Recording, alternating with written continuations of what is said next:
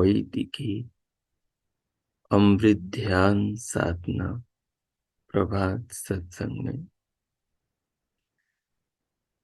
आप सभी साधक साधिकाओं का, उपासक उपासिकाओं का हार्दिक स्वागत है। आइए पूर्व की भांति आज के ब्रह्म मुहूर्त में, आज की ब्रह्म वेला में भी हम उन महान प्रभु पार ब्रह्म परमेश्वर के सच्चिदानंद स्वरूप भक्त वत्सल भगवान के दिव्य महान गुणों को, उनकी महान दिव्य रचनाओं को, उनसे मिले महान पदार्थों को, जीवन में प्रतिपल हो रही उनकी अनंत कृपाओं को अपने शरीर में और संसार में, इस विशाल विश्व में, ब्रह्मांड में और इस लघु शरीर रूपी पिंड में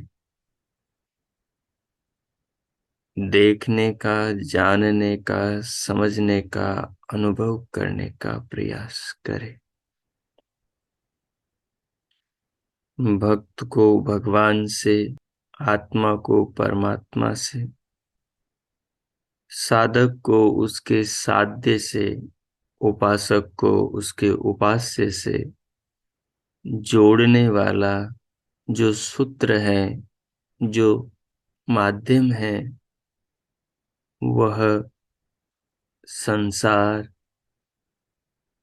संसार की वस्तुएं प्रकृति से परमात्मा के द्वारा नाना रूपों में परिणत ये संसार में दृष्टिगोचर होते दिव्य पदार्थ हैं,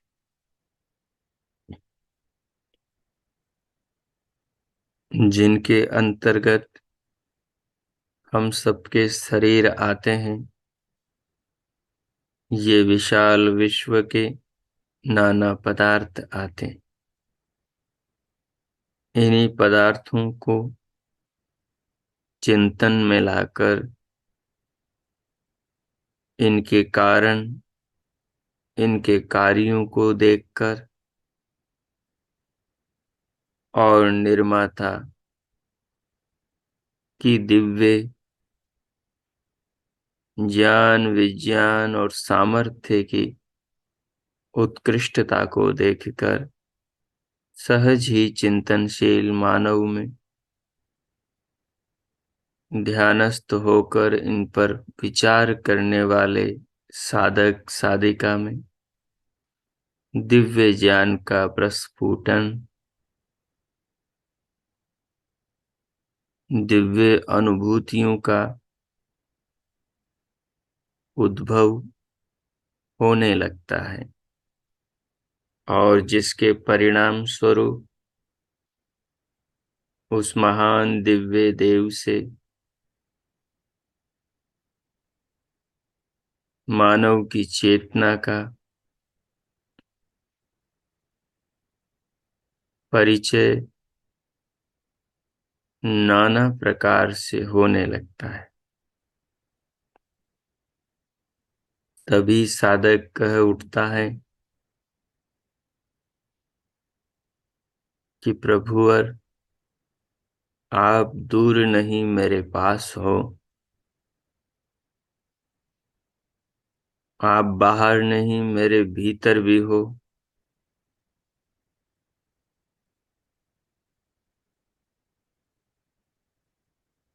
आपको मैं आपकी वस्तुओं में, आपसे मिले जीवन में और आपके बनाए इस विशाल ब्रह्मांड में सर्वत्र अनुभव कर सकता हूँ।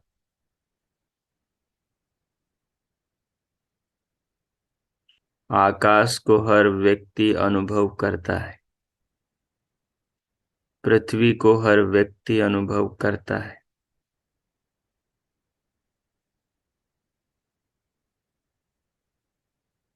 पृथ्वी पर दिन रात, जन्म से मृत्यु पर्यंत हम रहते हैं। आकाश में जन्म से मृत्यु पर्यंत हम रहते हैं और बाद में भी। लेकिन जिस प्रकार से हम खुद को अनुभव करते हैं शरीर के रूप में, अविद्या के कारण, वैसा अनुभव हम पृथ्वी को और आकाश को नहीं करते, क्योंकि वो दृष्टि हमारे भीतर नहीं होती। जब हम खुद को अनुभव करने लगते हैं तो हमें पता लगता है कि हम शरीर नहीं, शरीर से पृथक शरीर को अनुभव करने वाली अनुभविता चेतना, चेतन आत्मा है जो शरीर से अलग है। यहीं से भेद खुलता है कि हमारा जो शरीर है, ये शरीर तो इन 5 भूतों से बना है। जिस शरीर को हम अनुभव करते हैं और शरीर के भीतर के जो तत्व हैं,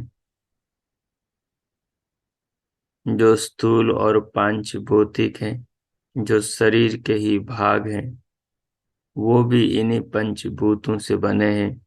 रस, रक्त, मांस, मज्जा, अस्थि, मेद, शुक्र, शोणित, शरीर के भीतर के सारे अंग, सब पुर्जे पंचभूतों से बने। लेकिन जो और शरीर के अंदर सूक्ष्म तत्व हैं, जो नेत्रों से दृष्टिगोचर नहीं होते, न शरीर के चीर फाड़ करने पर, वे दिव्य सूक्ष्म तत्व सूक्ष्म भूतों से लेकर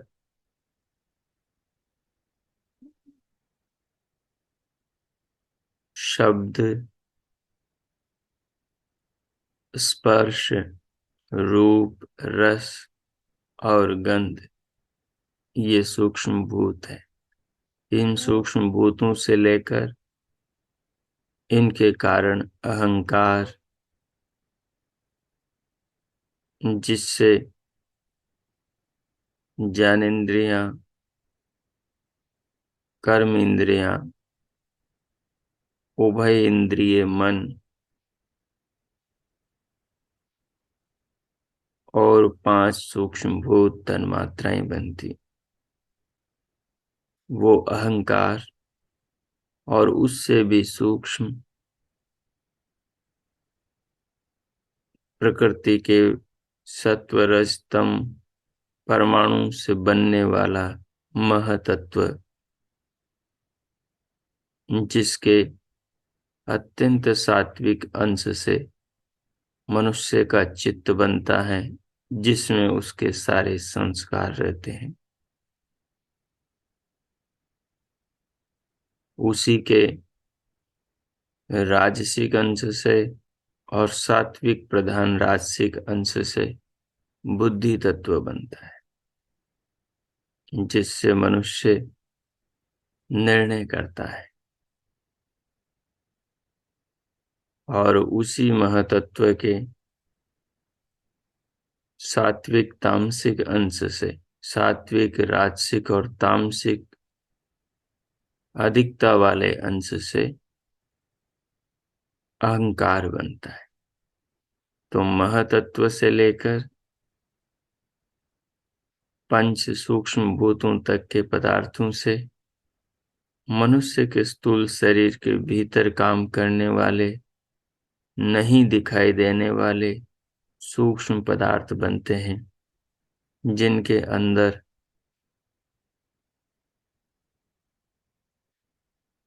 अंदर पांचों सूक्ष्म भूत, पांच तन मात्राएं आती, जिनके आवरण में,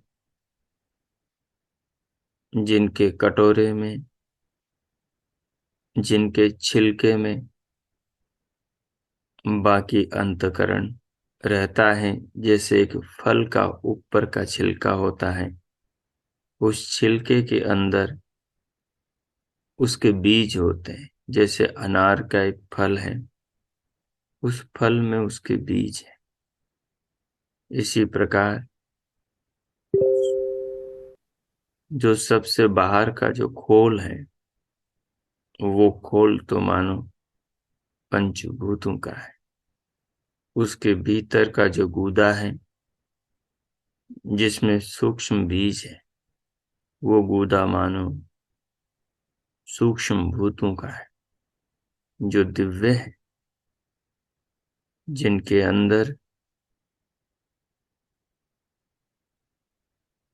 शब्द तन्मात्राएं हैं, स्पर्श तन्मात्राएं हैं,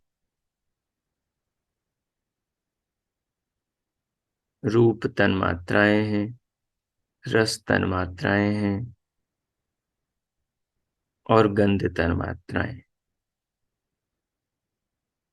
और इन तन्मात्राओं से सूक्ष्म अंतःकरण के अंतर्गत मनुष्य की कर्म इंद्रियां, जो और सूक्ष्म है, मनुष्य की ज्ञानेंद्रियां, जो और सूक्ष्म है, और इन दोनों का राजा मन, जो और सूक्ष्म है। तन्मात्राओं से कर्मेंद्रिय, ज्ञानेंद्रिय और मनस तत्व, इन चारों से सूक्ष्म अहंकार तत्व है। और अहंकार से सूक्ष्म बुद्धि तत्व है। बुद्धि तत्व से सूक्ष्म चित्त है। और चित्त से सूक्ष्म महतत्व है। महतत्व से भी सूक्ष्म प्रकृति के सत्व, रज और तम नामक परमाणु में। तो ये जो अंतःकरण है, जिनमें चित्त है, बुद्धि है, अहंकार है, ज्ञानेंद्रियां, कर्मेंद्रियां, मन, तन्मात्राएं, ये सब मानो उस फल के भीतर के जैसे बीज होते हैं, उस प्रकार से ये सूक्ष्म परमाणु के पुंज हैं, जो मनुष्य के मस्तिष्क के अंदर काम करते हैं, सूक्ष्म शरीर के अंतर्गत। और जो इस सूक्ष्म शरीर का खोल है बाहर का, जिनके अंदर ये बीज, ये अंतःकरण रखे हुए हैं, सुरक्षित हैं, वो पंच तन्मात्राएं। और इन पंच तन्मात्राओं से मिलकर बनने वाला जो पूरा शरीर है, ये स्थूल भूत हैं। उन पंच स्थूल भूतों से मिलकर बनने वाला ये शरीर है, जिसमें ये सूक्ष्म शरीर रहता है। तो इस प्रकार जब साधक परमात्मा के इस दिव्य निर्माण का ध्यान में बैठकर चिंतन करता है, तो पाता है कि वो दिव्य देव तो अपनी कला के द्वारा, अपने विज्ञान के द्वारा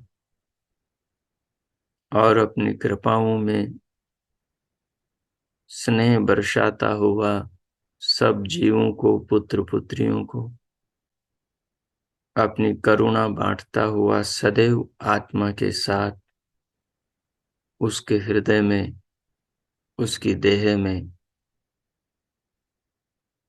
निवास करता है। क्योंकि परमात्मा विभु है, तो उसका स्थान तो पूरा विश्व है। आत्मा की तरह वो एक देशी अणु स्वरूप नहीं, वो आकाश की तरह सर्वव्यापक, विभु, सपरियगात है, सब जगह पहुंचा हुआ है। ये पूरा विश्व ब्रह्मांड उसके एक भाग में है। अगर उसके चतुर्भाग करके काल्पनिक रूप से समझा जाए, तो उसके एकांश में ये सारा विश्व आ जाएगा, बाकी तीन भाग उसके खाली हों। इतना महान वह प्रभु है।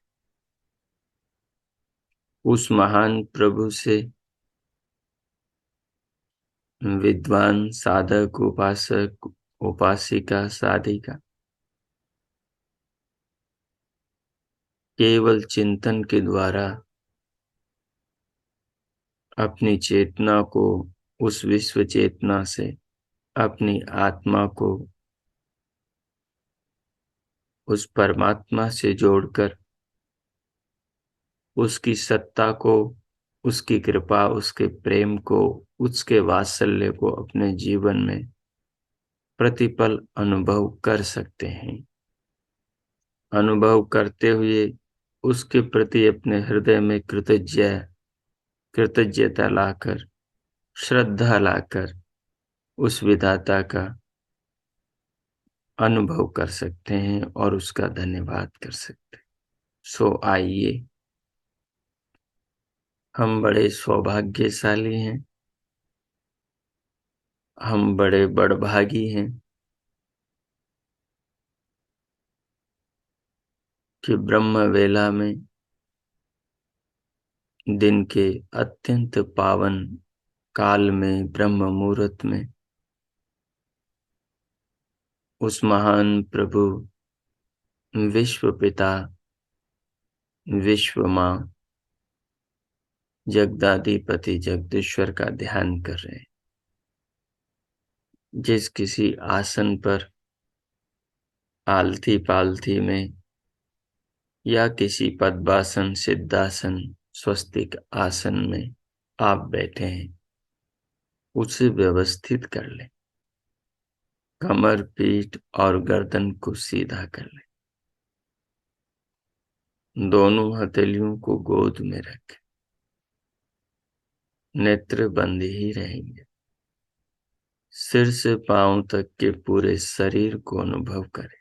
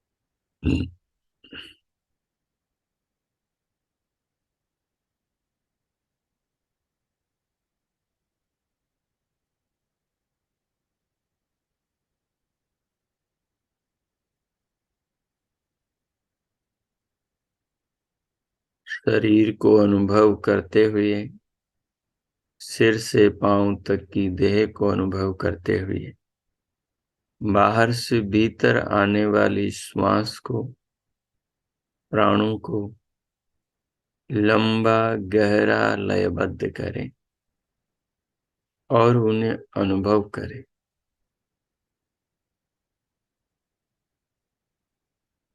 इन प्राणों के निर्माता, शरीर के निर्माता स्वामी परमात्मा का भाव अपने भीतर इनकी अनुभूतियों के साथ में जगाएं। वो परमात्मा कौन है, इस तत्व को समझ लें, जिसने संसार और शरीर को बनाया है, जो प्रत्येक पल ऑक्सीजन प्राणवायु को बना रहा है, जिसने विश्व के अंदर पृथ्वी जल अग्नि वायु आकाश बनाए हैं, जिसने पहाड़ पर्वत नदियां सागर बनाए हैं, जिसने पेड़ पौधे वृक्ष वनस्पति औषधियां फल फूल कंदमूल बनाए, जिसने समस्त प्राणियों के शरीर रचे हैं और शरीर के सब अंगों का जो विधाता है, जो अपनी व्यवस्था से जगत नियमों और संसार में व्यवस्थाएं करके समस्त प्राणियों को और इस विशाल ब्रह्मांड को धारण कर रहा है, वो जो शक्ति है, उस शक्ति का नाम परमात्मा है।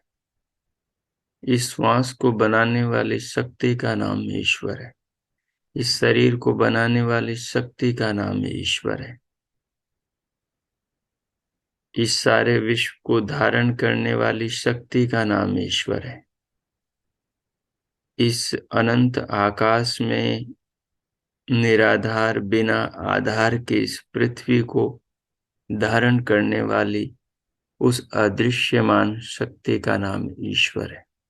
जैसे अदृश्य वायु, ये श्वास, ये हवा, ऑक्सीजन हमें जीवन दे रही है ना, ठीक उसी प्रकार न दिखाई देने वाली वो शक्ति समस्त विश्व को धारण कर रही है, उसी का नाम ईश्वर है। इस भाव में स्वयं को ओतप्रोत कर लें, इस भाव से स्वयं को भर लें और फिर श्वास को लेते हुए मन में उस शक्ति का भाव रखते हुए श्वास को अनुभव करें। इससे आनंद, इससे सुख, इससे श्रद्धा, इससे सात्विकता और इससे हृदय में पवित्रता और निर्मलता, चित्त में एकाग्रता बढ़ जाएगी, शरीर में सत्व गुण की वृद्धि होगी। तो धीरे धीरे श्वास लें, जब बदलने का मन करे तब बदल लें और जितना रोकना संभव हो रोकने का प्रयास करें। रोकने पर ही जोर नहीं लगाना है, जितना आसानी से रोका जा सके। फिर श्वास को रोककर दोनों कानों के आकाश में मन को लगाएंगे और दिव्य नाद को सुनेंगे, जो शरीर के यंत्रों में से ध्वनि निकल रही है। वो ध्वनि इतनी पावन है कि साधक के मन को और इसकी इंद्रियों को अंदर की ओर खींचती और उसको ध्यान में गहराई में उतरने में सहायता प्रदान करती। दिव्यनाद के साथ भ्रिकुटी और ब्रह्मरंध्र में दिव्य प्रकाश देख सकते हैं अंतर दृष्टि से। और इनके साथ साथ उस दिव्य शक्ति के निज नाम ओम का मन ही मन में मानस जप कर सकते हैं, श्वास को रोककर दिव्य नाद के संगीत को सुनते हुए मानसिक दिव्य परमात्मा के नाम का गान करते हुए फिर पूरे शरीर को अनुभव करें। नाद सुनते हुए, दिव्य प्रकाश देखते हुए, प्रभु नाम का मानस गान करते हुए, प्राणों को भीतर रोककर इन सब को अनुभव करते हुए स्वयं को अनुभव करें और इस प्रकार 3-4 मिनट इसमें लगाएं। उसके बाद जैसा हमने भी चिंतन किया उस प्रकार जितना स्मृति में रहा उस आधार पर आप भी चिंतन करें अगले 5 मिनट तक। ऐसा करके 10 मिनट का ध्यान प्रयोग करें। अब आप, मैं मौन होता हूं। अगले 10 मिनट तक ध्यान में चिंतन और परमात्मा की कृपा स्वरूप इस जीवन का आनंद लीजिए, इसका अनुभव कीजिए और परमात्मा के भावों से अपने अंतर्मन को, अंतःकरण को पावन पवित्र कीजिए और आत्मा को उस परम आनंद स्वरूप परमात्मा के भावों में परिपूर्ण अनुभव कीजिए। ओम कीजिए।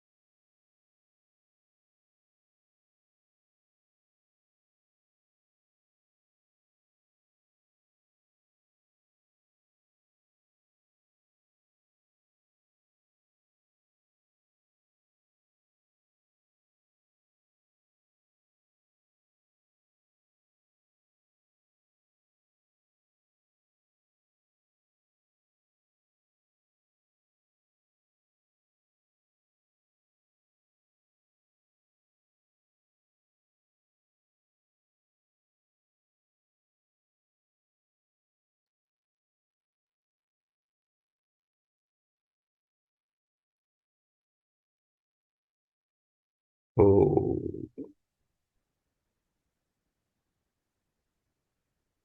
हो।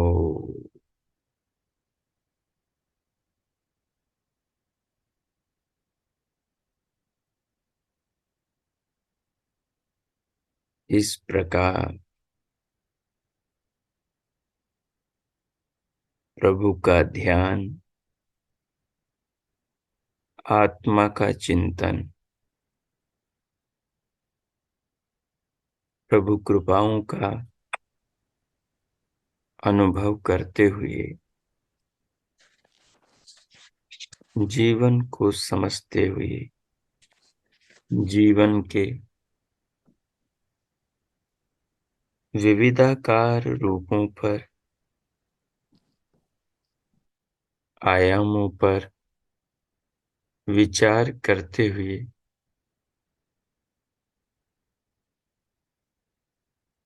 जो चिंतन किया, जो परमात्मा का, उनकी कृपाओं का, उनके दिव्य गुणों का अनुभव किया, उसे आत्मसात करें।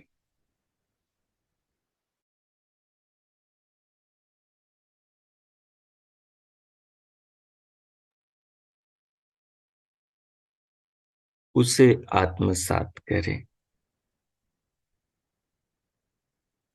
और प्रभु का धन्यवाद करें। जो समझा, अनुभव किया,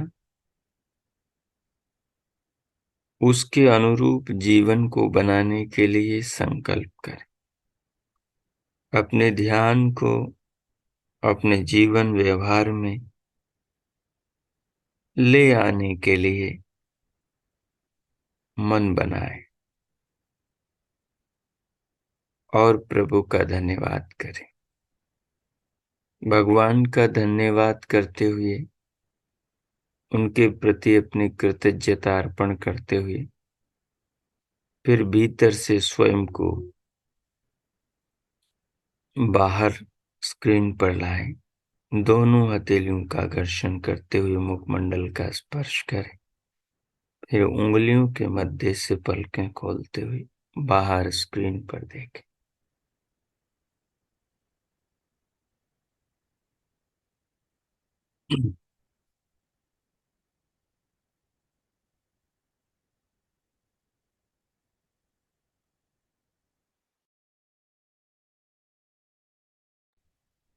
ओ साधक महानुभाव, जैसा कि हमारा स्वाध्याय के अंतर्गत श्रीमद् भगवद गीता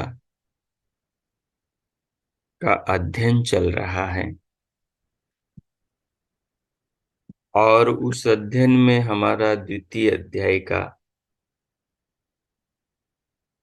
तृतीय श्लोक कल आरंभ हुआ था, जिसके अंदर श्री कृष्ण अर्जुन को जो अपने स्वजनों को युद्ध के मैदान में अपने सामने खड़ा देखकर अपने हृदय में, मन में जो स्वजनों को लेकर भावुकता, भावनाएं, मोह उत्पन्न हो जाता है, उस मोहवश अर्जुन, जो कि उसका कर्तव्य कर्म है,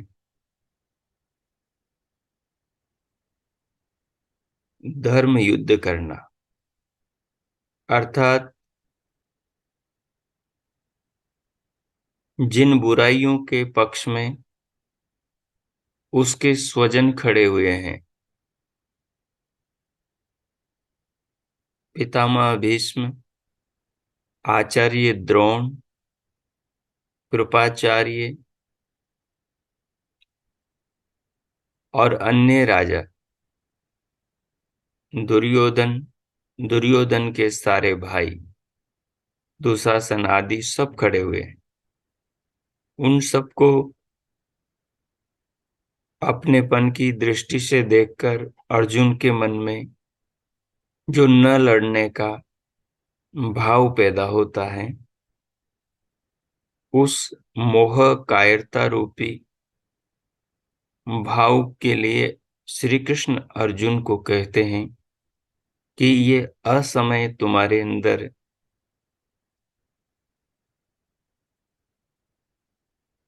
ये अधर्म, ये पाप का भाव कहाँ से पैदा हुआ।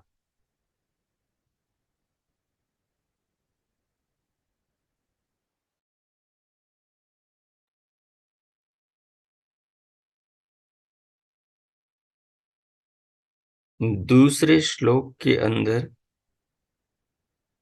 अर्जुन को सचेत करते हुए भगवान फिर तीसरे श्लोक में कहते हैं, क्लैब्यम मास्म गमः पार्थ नैतत्त्वयूपपद्यते क्षुद्रम हृदय दौर्बल्यम त्यक्त्वा उत्तिष्ठ परंतप।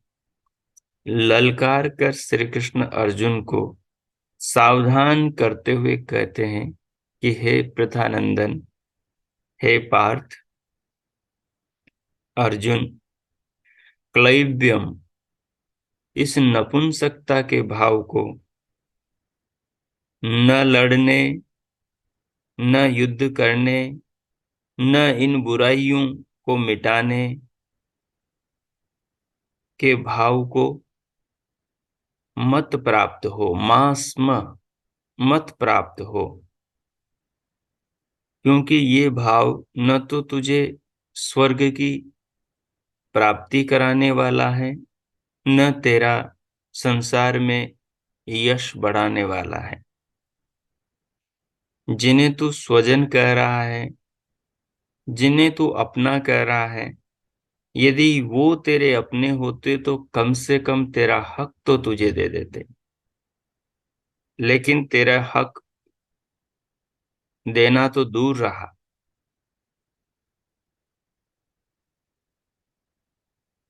उसके विपरीत तुझे परिवार सहित मिटाने का, मारने का छल पूर्वक कितने प्रयास कर चुके। दुर्योधन को दंड न देकर उसके साथ तुझसे लड़ने के लिए युद्ध के मैदान में खड़े हैं, उन्हें तू स्वजन कह रहा है, ये तेरी बड़ी भारी भूल है। उन्हें तू अपना कह रहा है, बड़ी भारी भूल है।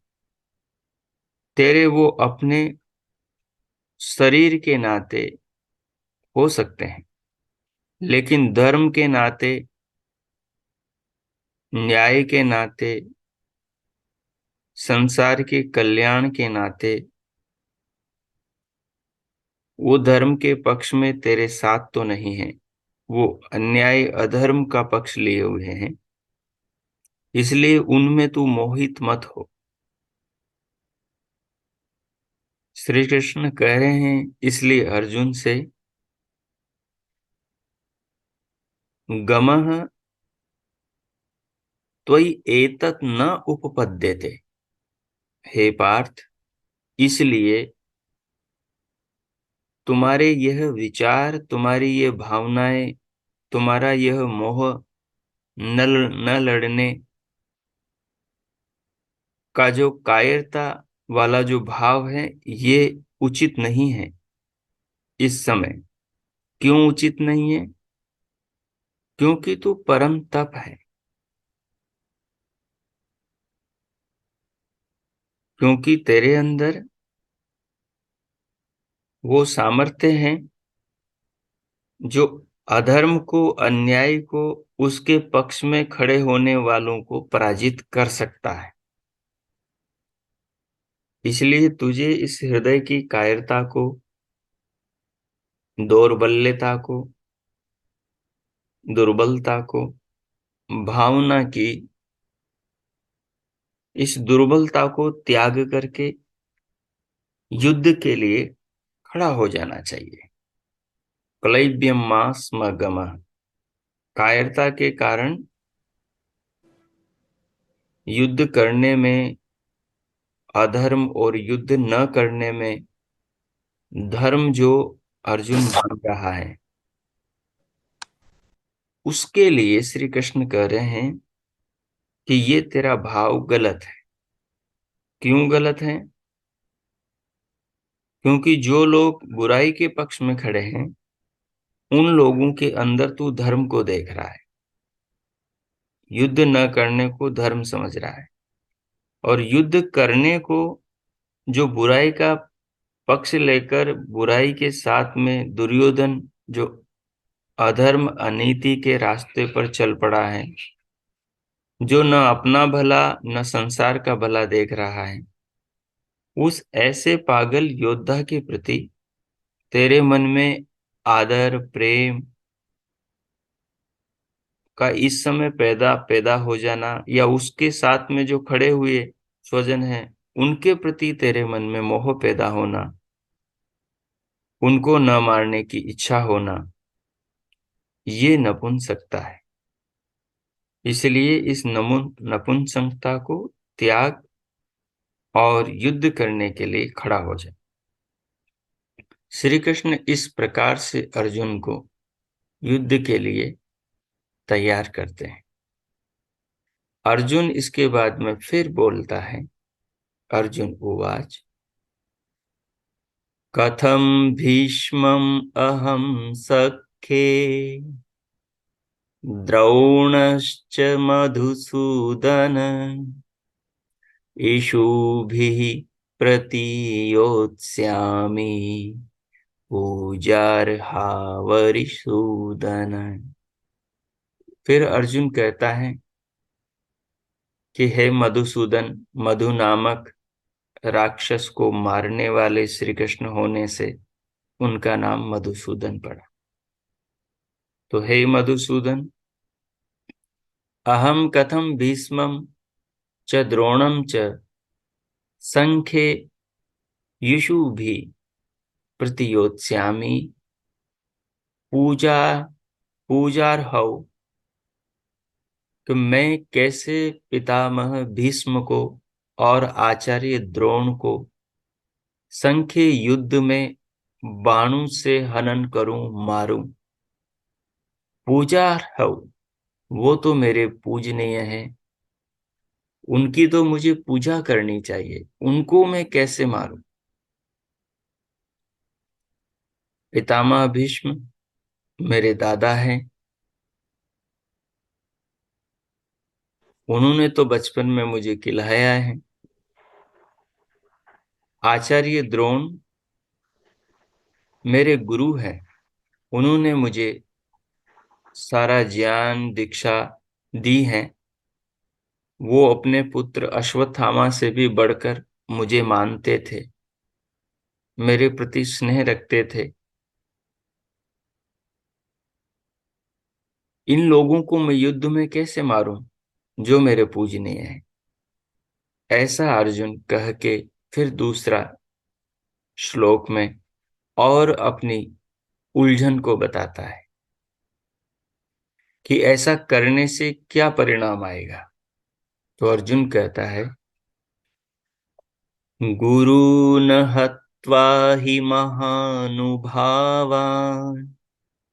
श्रेयो भोक्तुं भैक्षम् अपि हलोके हत्वार्थकामास्तु निहैव भुञ्जीये भोगान् रुधिरप्रदिग्धान्। अर्जुन कहता है, हे केशव, महानुभावान ही गुरुन हत्वा, बोले बड़े पुण्यशील गुरुओं को अहत्वा न मारकर, निश्चय से भैक्षम यानी भिक्षा का अन्न भोक्तुम खाकर, श्रेय श्रेष्ठ है, यानी अपने गुरुजनों को न मारकर मैं भीख मांग करके अपना जीवन गुजार लूं, वो श्रेष्ठ हैं उनको मारकर संसार का सुख भोगने से। तो इसलिए कहता है, इह लोके अपि अर्थ कामान गुरून् हत्वा इह एवं रुधिर प्रतिग्धान भोगा। कितनी उच्च भावना है अर्जुन की, कितना दयालु हृदय का व्यक्ति है। वो दुश्मनों के अंदर भी अपना हित करने वाला, उनके जीवन के उस भाग को देख रहा है जिसमें अर्जुन के ऊपर इन्होंने उपकार किए थे।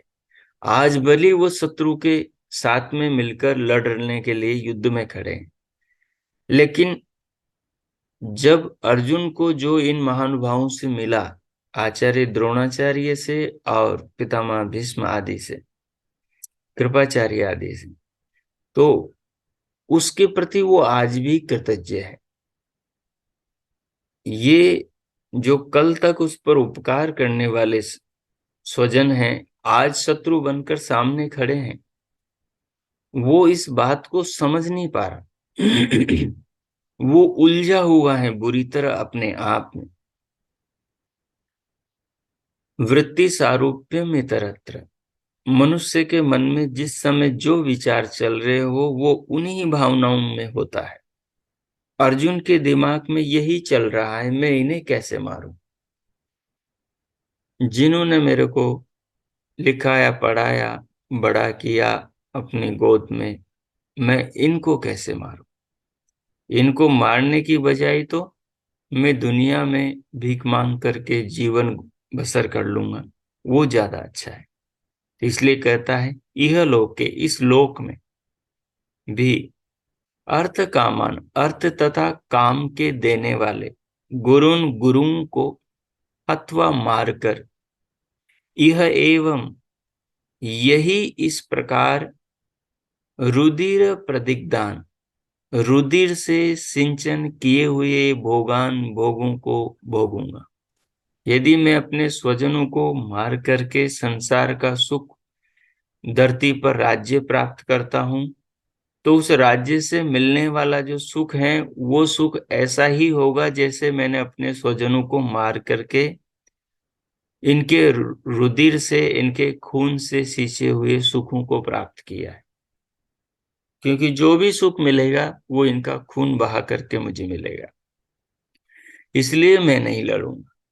अर्जुन के अंदर अपने स्वजनों के प्रति इतना मोह है, इतना प्रेम है। इसी मोह को हम प्रेम कहते हैं, इसी मोह को हम स्नेह कहते हैं, इसी मोह को हम राग और लगाव कहते हैं, आदि शब्दों से कहते हैं अन्य अन्य स्थलों पर। लेकिन जब स्वजन स्वजन नहीं रहे, वो हित चिंतक ना हो, क्योंकि धर्म संबंध से आगे है, मर्यादा संबंधों से ऊंची चीज है। लोक का जो कल्याण है वो अपने कल्याण से अधिक है। श्री कृष्ण आगे इस बात को कहेंगे कि जो व्यक्ति सबके हित में अपना हित देखता है, वो व्यक्ति गृहस्थी होता हुआ भी सन्यासी है। वो गृहस्थी होता हुआ भी सन्यासी है। जो व्यक्ति दूसरे के हित को अपने स्वार्थ में मिलाना चाहता है, जो दूसरे के अधिकार को भी छीनना चाहता है, वो व्यक्ति डाकू है। और वही डाकू दुर्योधन है। और उस डाकू की सेना में ये सारे के सारे स्वजन शामिल हैं। ये किसी भी अपनी प्रतिज्ञा से बंधे हुए हो या अन्य के बंधन से बंधे हुए हो, वो उनकी अपनी सोच समझ दूरदर्शिता है। लेकिन वो एक डाकू, वो एक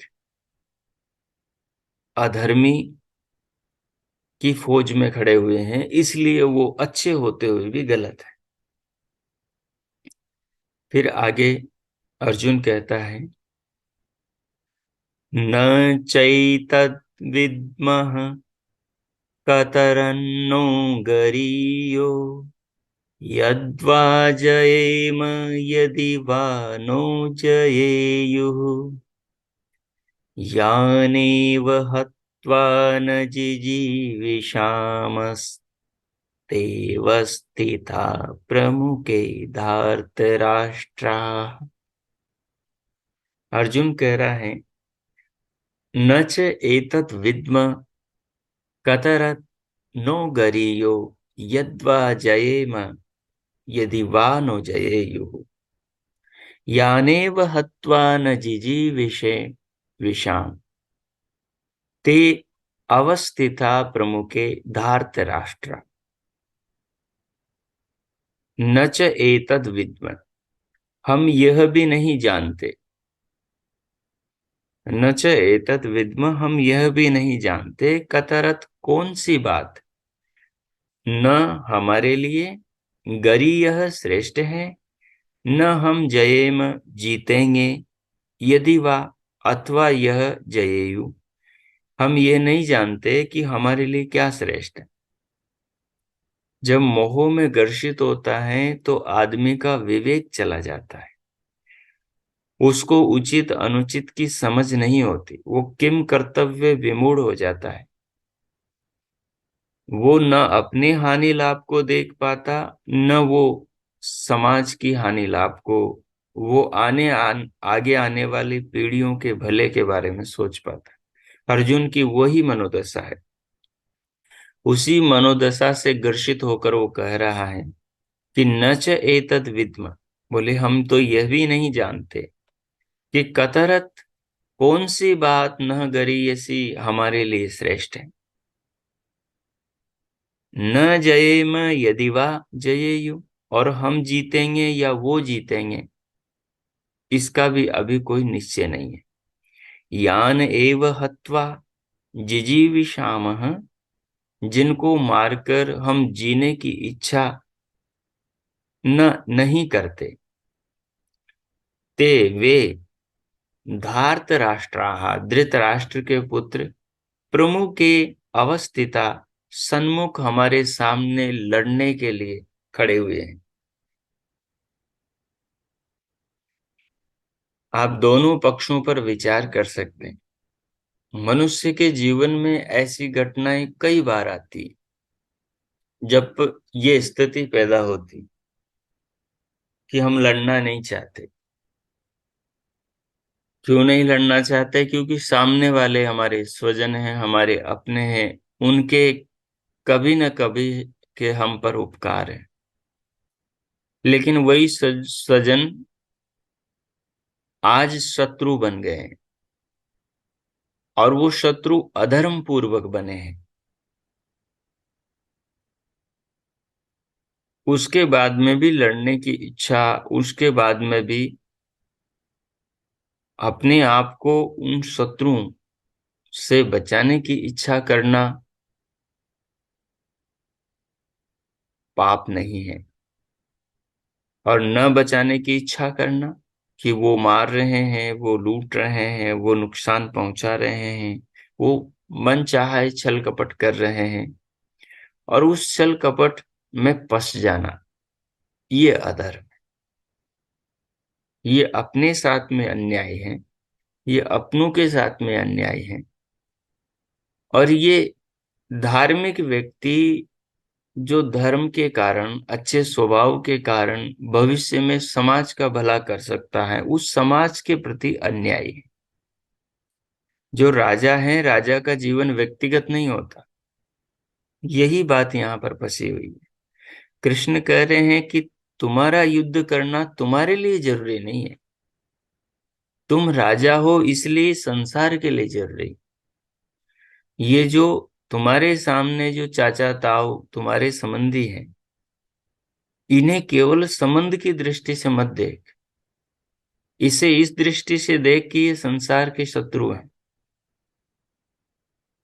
ये समाज के अंदर जो प्रचलित अच्छी मान्यताएं, अच्छी मर्यादाएं, उनके विरोधी है। ये एक दुष्ट आदमी के साथ में खड़े हुए हैं, सारे मिलकर उसका साथ दे रहे हैं। ये गलत बात है। इसलिए तू एक क्षत्रिय होने के नाते अपना धर्म समझकर बुराई के पक्ष में, अनीति अन्याय के पक्ष में खड़े इन लोगों को मारने के लिए कटिबद्ध हो। कृष्ण ये समझा रहे हैं। अर्जुन अपनी मनोदशा से बाहर निकल नहीं पा रहा है। फिर वो कह रहा है कार्पण्य दोषोपहत स्वभावः पृच्छामि त्वां धर्म सम्मूढ़चेताः यच्छ्रेयः स्यात् निश्चितं ब्रूहि तन्मे शिष्यस्ते अहं शादी मां त्वां प्रपन्नम।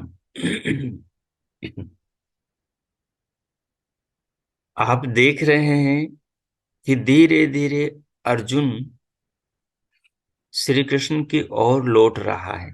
धीरे धीरे श्री कृष्ण की ओर उसका मन आ रहा है, अर्थात श्री कृष्ण की बातों की ओर वो झुकता चला जा रहा है। उसके हृदय का मोह धीरे धीरे कम हो रहा है। अगर किम कर्तव्य विमूढ़ आदमी किसी बुद्धिमान व्यक्ति के सानिध्य में चला जाए और उसके सानिध्य में बना रहे, तो धीरे धीरे उसकी उलझन दूर हो जाती। धीरे धीरे वो ठीक अपनी उचित स्थिति को प्राप्त कर लेता है। तो अब धीरे धीरे अर्जुन अपने मनोभावों को, अपनी मानसिक स्थिति को दोषपूर्ण समझने लगा है। इसलिए अब वो श्री कृष्ण से कह रहा है कार्पण्य दोषोपहत स्वभाव।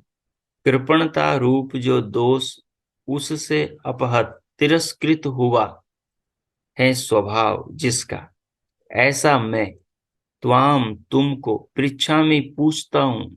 श्री कृष्ण से कह रहे हैं अर्जुन कि हे केशव, कृपणता रूपी, कायरता रूपी, मोह रूपी, क्लैब्य रूपी स्वभाव को, मनोस्थिति को प्राप्त हुआ मैं तुमको पूछता हूं। धर्म सम्मूढ़ चेता, धर्म विषय में मोह को प्राप्त है चित्त जिसका, उसके लिए निश्चितम, निश्चय करके, यत जो, श्रेय कल्याण स्यात् हो, जो उसके लिए कल्याणकारी मार्ग हो, कल्याणकारी विचार हो, कल्याणकारी तुम्हारे पास उपदेश हो, निर्देश हो, चिंतन हो, वह मैं ब्रूहि, वो मेरे लिए कहो। अहम मैं, ते तुम्हारा शिष्य, मैं तुम्हारा शिष्य हूं। त्वाम प्रपन्नम, तुमको प्राप्त हुए, माम शादी, मुझको शिक्षा दो। मैं तुम्हारा शिष्य हूं, तुम्हारे प्रति समर्पित हूं। मुझ समर्पित शिष्य को तुम शिक्षा दो कि इस अवस्था में मैं क्या करूं। अर्जुन ऐसा श्री कृष्ण से कहते हैं।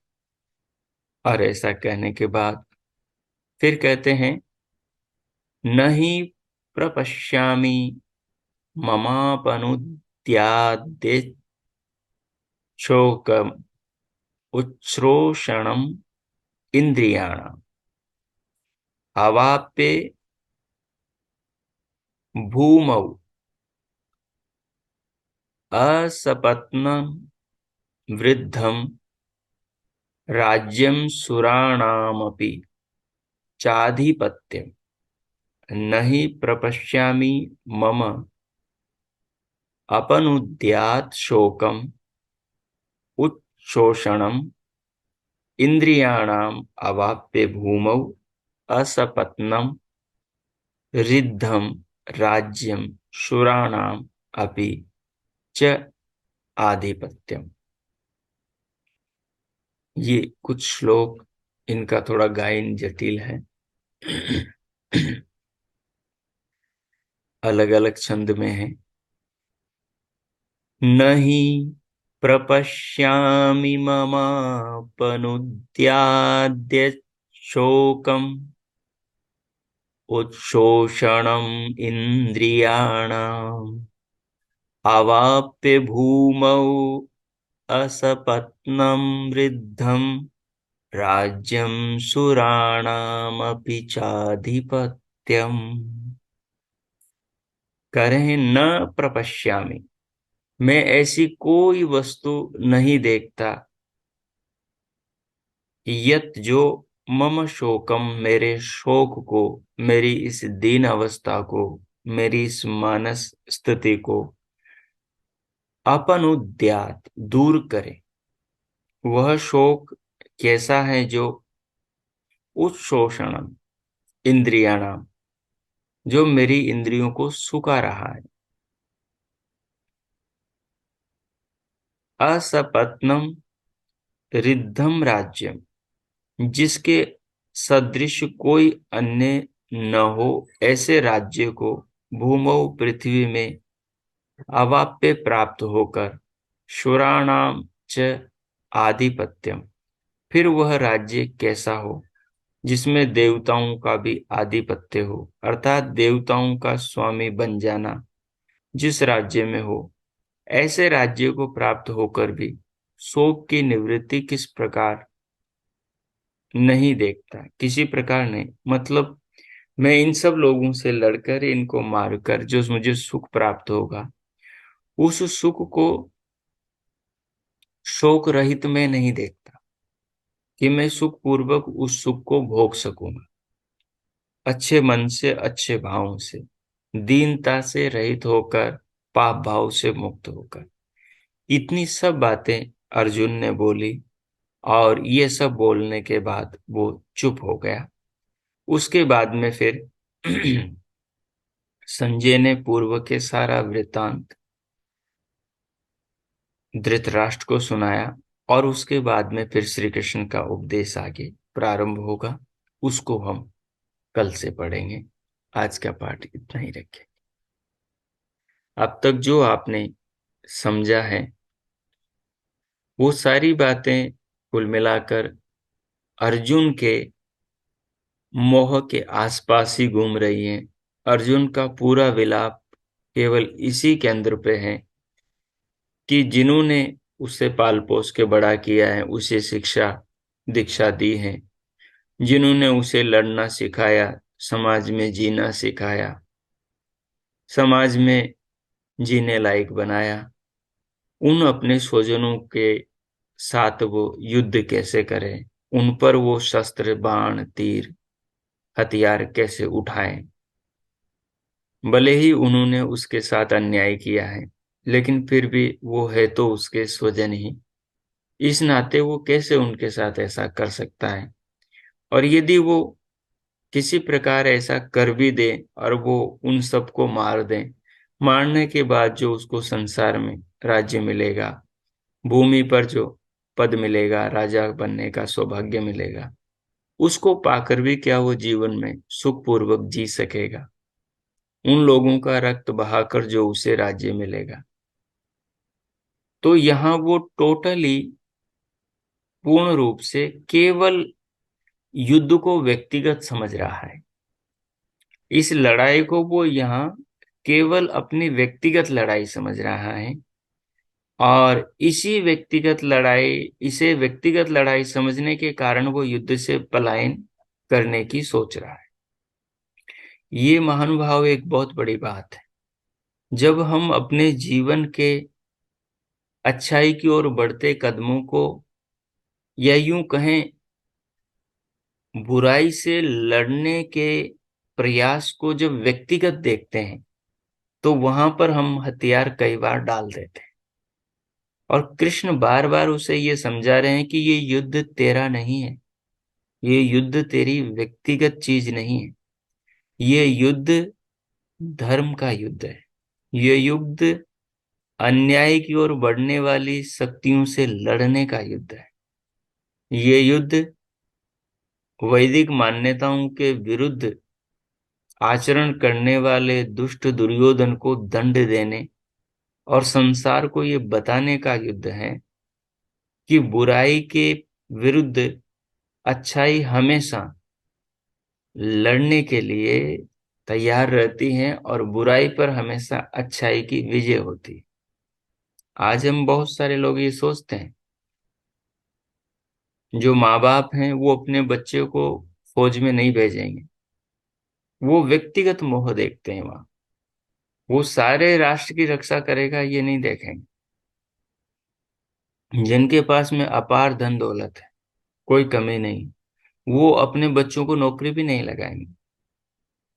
वो इसलिए नहीं लगाएंगे क्योंकि उनके पास तो इतना पैसा है, उनकी चार पीढ़ियां खाएंगी बैठे बैठे तब भी वो खत्म नहीं होगा, इसलिए वो उसको टीचर नहीं बनाएंगे। वो संसार को पढ़ाएं, बच्चों को दूसरों के भविष्य बनाएं, वो उसको नहीं लगाएंगे। नहीं। उनके पास में कोई ऐसी वस्तु है जिससे समाज का कल्याण हो सकता है, और वो वस्तु उनके पास में सालों पड़ी रहेगी लेकिन उसका कोई उपयोग नहीं, लेकिन फिर भी वो वस्तु को समाज के कल्याण में नहीं लगाएंगे।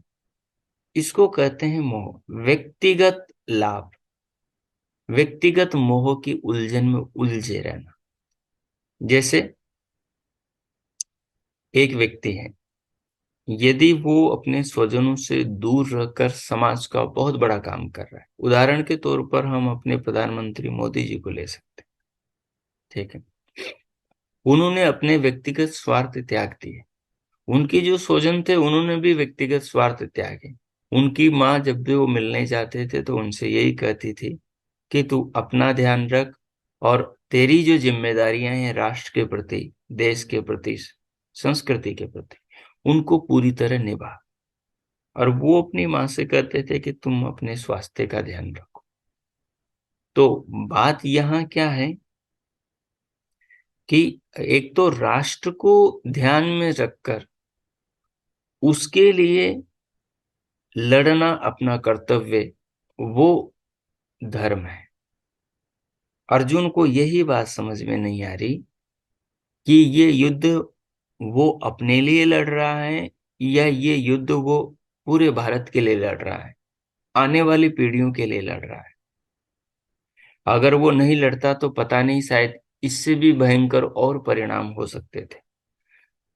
इससे भयंकर परिणाम कैसे हो सकते थे? वो ऐसे हो सकते थे, यदि अर्जुन नहीं लड़ता तो दुर्योधन अवश्य अर्जुन को, पांडवों को मार देता। वो तो किसी प्रकार से लाक्षागृह में वो बच गए, नहीं तो मार चुका था, उनके पुत्रों को मार चुका, इन्हें भी मार चुका। उनके पुत्र बाद में मारे गए थे अश्वत्थामा द्वारा, लेकिन इनको भी वो पहले ही मार चुका होता। अगर अभी ये युद्ध नहीं करेगा तो फिर किसी तरह से वो मार ही देगा इनको। तो जिन लोगों की प्रवृत्ति में, स्वभाव में, आचरण में धर्म था, लोक कल्याण था, मर्यादाएं थी, चरित्र था, उन लोगों को तो वो अधर्मी दुर्योधन अपने भाइयों के साथ में मार देता कपटपूर्वक। तो फिर उसके बाद में जो संसार में परंपराएं चलती, क्योंकि पितामह भीष्म को भी आगे जाकर मरना ही था, बूढ़े तो थे ही, और ये लोग, बाकी लोग भी मरते ही सही। और उसके बाद में दुर्योधन तो जवान था, कमायु थी, और जीता, और उसके सारे भाई जो सारे उसकी मनोवृत्ति के अनुसार थे। तो ये सारे मिलकर जो संसार में 100 से ऊपर भाई थे, तो वो सब क्या करते, आप सोचो, कल्पना करो। इसलिए बार बार कृष्ण कह रहे हैं कि ये युद्ध तेरा व्यक्तिगत लाभ नहीं है, ये व्यक्तिगत लाभ हानि का विषय नहीं है, ये युद्ध तेरा कर्तव्य है, और ये पूरे संसार के लिए लड़ा जा रहा है, आने वाली पीढ़ियों के लिए लड़ा जा रहा है, समाज की रक्षा के लिए लड़ा जा रहा है। समाज में जो धर्म और नीति न्याय की मर्यादाओं के विरुद्ध जो अधर्म के पक्ष में खड़ी शक्तियां, उनके विनाश के लिए लड़ा जा रहा है। तो इस प्रकार से जब हम भी अपने मोह को व्यक्तिगत हितों से हटाकर राष्ट्रीय हितों पर जोड़ देते हैं, तो फिर हमारा जीवन भी विश्व कल्याण के लिए, विश्व कल्याण के लिए कल्याणकारी बन जाता है। तो इस प्रकार से हम इसका चिंतन करेंगे, और भी यहाँ से कई दृष्टियां निकलती हैं, वो आप अपने अनुसार सोचें, विचार करें। और आज के पाठ को इतना ही रखते हैं। 2 मिनट मौन होंगे, इस विषय को आत्मसात करेंगे और ईश्वर का धन्यवाद करेंगे, फिर शांति पाठ करें।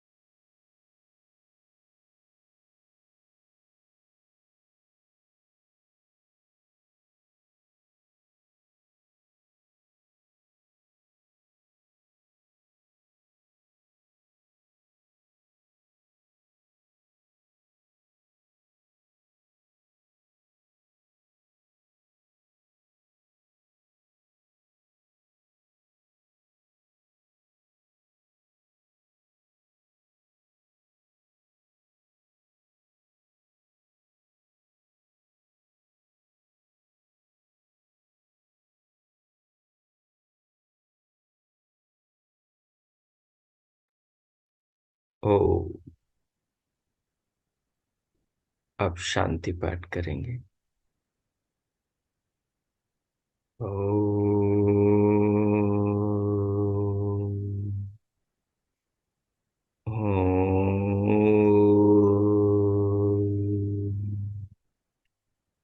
ओम शांति, शांति, शांति।